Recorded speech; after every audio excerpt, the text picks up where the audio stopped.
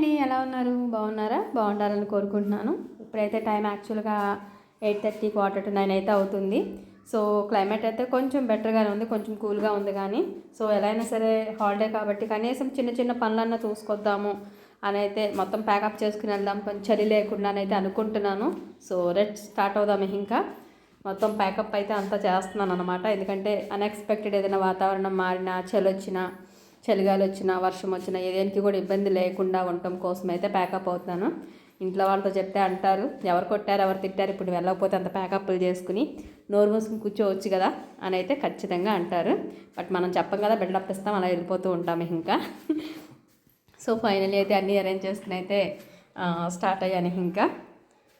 So little more things అయితే ఇంట్లోకి అవన్నీ కూడా కొనాల్సి ఉన్నాయి అనమాట. సో అలాంటివి డిలే అయిపోతున్నాయి ఎప్పటికప్పుడు.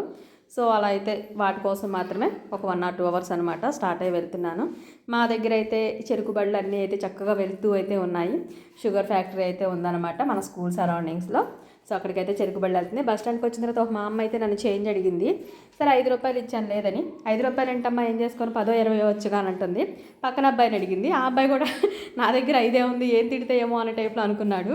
సో అదైతే నవ్వు వచ్చింది. అసలు వాళ్ళకి సాటిస్ఫాక్షన్ ఉన్నట్లు, అడుక్కునే వాళ్ళకి నిజంగా ఇవ్వాలో వద్దో కూడా అర్థం కావట్లేదు అలా చేస్తుంటే.